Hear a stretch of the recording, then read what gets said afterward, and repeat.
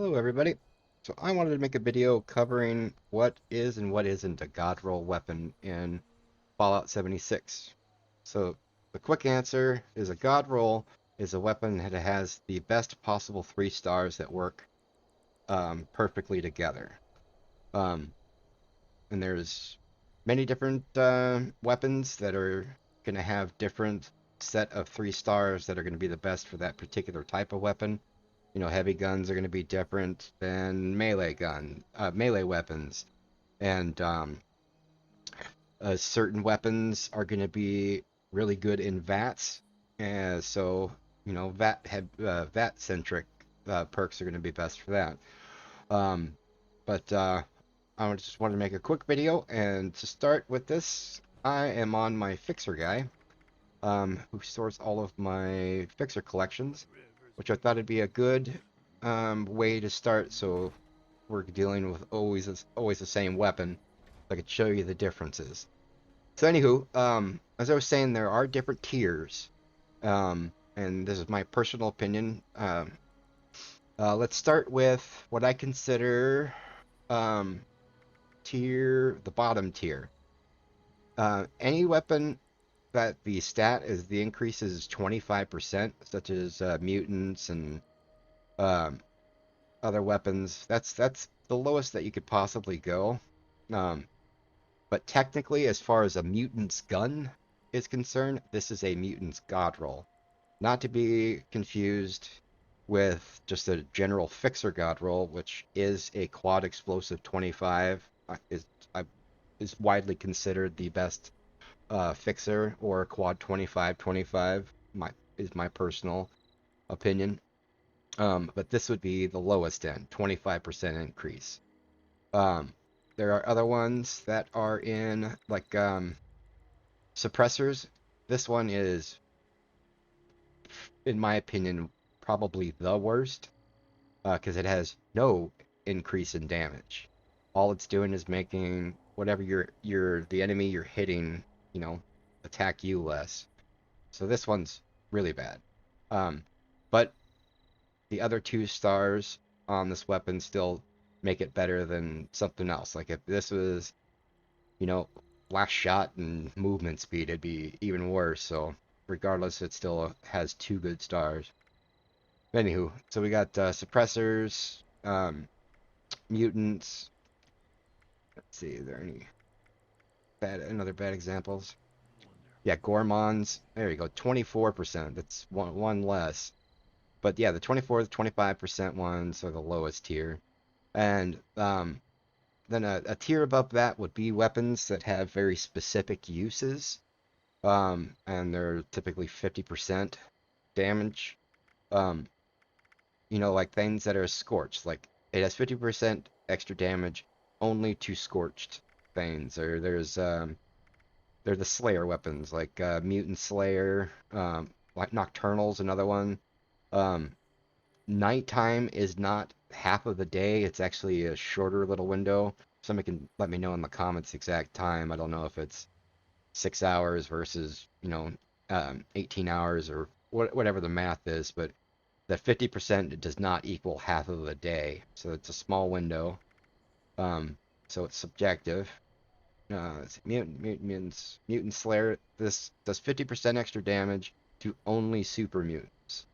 So this is definitely a lower tier because we're going to get into other weapons that do 50% damage all of the time. But again, situational. That's in tier 2. Um, and so yeah, we have Ghoul Slayer, Hunters, stuff like that. And then we have what I call tier 2 weapons that are really nice, only but still they have limitations to them, such as um, Furious. Oh no, that's just the wrong one. Furious is just bad. Um, like it's a stacking bonus. It starts out 5%, and then you have to be hitting the exact same target. And you can't miss. So I mean, if Furious out of VATS is just awful. Furious with explosive, the explosive splash damage makes it reset, so it's just bad. um, Well, let's see. Let's go to where was the execution I was looking for? Um, what I was saying with the 50% extra damage, aristocrat versus nocturnal. Nocturnal's only like a few hours of the day to get 50%. Um, and aristocrat, this is another one that is conditional. That's why it's not, higher tier. If you have like, I believe it's 28,000-ish caps, you'll have 50% damage anytime that the weapon's shot. So that's going to be obviously better than nocturnal as long as you're cool with having caps on you at all times. Um, and there are other ones in tier two, like two shot. I actually consider, I know some people consider it like tier one, but I don't because it's only really an awesome gun when explosive is the second star. When without explosive, this is still just another 25% extra damage weapon. But when you have explosive, the explosive damage adds an extra 20%. But if there's two shot, it's actually adding 40%. So you're getting 25% plus six, so it's like 65 extra percent, 65 percent damage increase ish. Somebody can correct me on the actual way the math works out. But two shot explosive is actually better than most everything else, but it's only that one specific set of 3 stars or the 2 stars that make it awesome. So still limitations, puts it down a little peg in my book. And also same goes with vampires. I still consider it in tier one, um, but because vampire faster fire rate, vampire crit still does a great job. It still does heal you all the time. But the best one is going to be Vampire's Explosive because you're going to get that extra 25% damage, which is also going to be healing you, so it just heals you even more. Um, but some other ones that are tier two are um, tier two, kind of tier three. It really depends. Is like assassins. I've never actually tested this. People say that it does work with humanoids in the game and not just other PvP people. And there's a lot of humanoids in the game. So this is going to be doing a lot of damage. I'd put this in a tier above like super mutants that are only going to do, a very specific set of enemies in the game, as this does humanoids, which are, a big bulk of the game. So, other than that, aristocrats tier two, um, and let's see, like berserkers. Um, this one does do 50%, but in order for it to work, you basically need to be naked, um, and you have like no other buffs on, which is it's kind of a trade-off. Do you want to have 50% damage from aristocrats with just having some caps on you, or do you want to have 50% extra damage and be naked with no perks and no buffs and like just be awful? So this one's just dumb. I guess it might be fun to, go all berserk. But anywho, um, so yeah, this is another tier two, in my opinion. Executioner. Um, it does 50% of the damage 40% of the time. Some people do say in PvP, because a lot of times people in PvP are bloodied, um, so they're always going to be below health. Um, but it's still, Aristocrats does the same amount of bonus damage, you just need caps on you. But Aristocrats is going to do it for 100% of their health, not just 40, the bottom 40. So it's still cool, but it's not, definitely not a god roll. So let's go over the actual god rolls for this weapon. So, I was saying before, two shot explosive. Uh, this, if you notice how it's got double the damage here. I don't know why this math doesn't really work out, but um, so this is a great gun. Not like it used to be. This used to be the two shot was an extra 100%, and explosive was like 100%. So this thing used to be this used to be the god roll. Not anymore. So you can see the massive drop going from 80 times 2 to 50 times 2. That's just bad. So anyway, troubleshooters, let's get, now here we go. This is what I believe most people consider the god roll fixer. Now, what makes this a god roll and what makes people really love it, actually I'm going to pull this one out and shoot it to show you.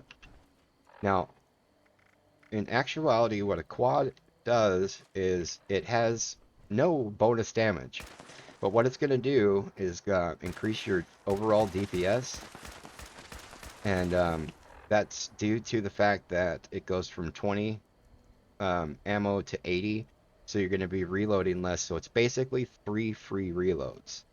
And with a fixer, with no reload speed, you know, the reload is not terribly long, but it's still annoying. You know, there are some faster reloads and stuff, but that's basically why people like it. So when you're fighting, you can just be shooting longer. And I think one of the highest DPS over time that you're gonna have is your quad 25-25. But people really like the quad explosive. Any explosive weapon, especially a quad explosive weapon for tagging. So you're gonna have a better chance of shooting and tagging stuff, and not be reloading and missing stuff. But anyway, so tier one's definitely quad, any armor, bloodied, and vampire. And let me find an anti-armor. Juggernaut. That one's bottom tier. Um, Where are you? Okay, so here we go with any armor. So this one, the armor penetration, again, it doesn't actually do any extra damage, but most stuff in the game has a lot of armor, and this cuts through it. And when you do put on the perforated stock, sorry, the perforated, you get an extra 40% armor pen, which basically makes it so that it cuts through, because 90% is the maximum amount of armor. And so this is just a great gun. There's certain bosses in game like Earl and the Queen, stuff that like you really need an anti-armor, or else you're going to be doing pretty much no damage. In my personal opinion, this is the best god roll for full health. I don't particularly like anti-armor crit. It is nice, but I just seem to do so much more damage with a 25-25 than I do a 50-25. um, but that's more of opinion, I guess. And let's see, where is a blood? I think I have a bloody on me. Down here. And this one is going to be the one that actually does technically the most damage. Now, I can get that down to 95%. So when you're playing bloodied, use a bloodied. If you're playing full health, you want to use an anti-armor or quad. If you're bloodied, you can also use a quad. Quad's like the top god roll, because everyone's going to benefit from having the free reloads. But anywho, I guess I'm gonna make a series of these videos. We can kind of talk over the different types of weapons, and I just wanted to get this out there. I've been thinking of doing this video for so long, and keep procrastinating and not planning it, so here it is. And hope you guys enjoy, and I will see you when I make some more of these.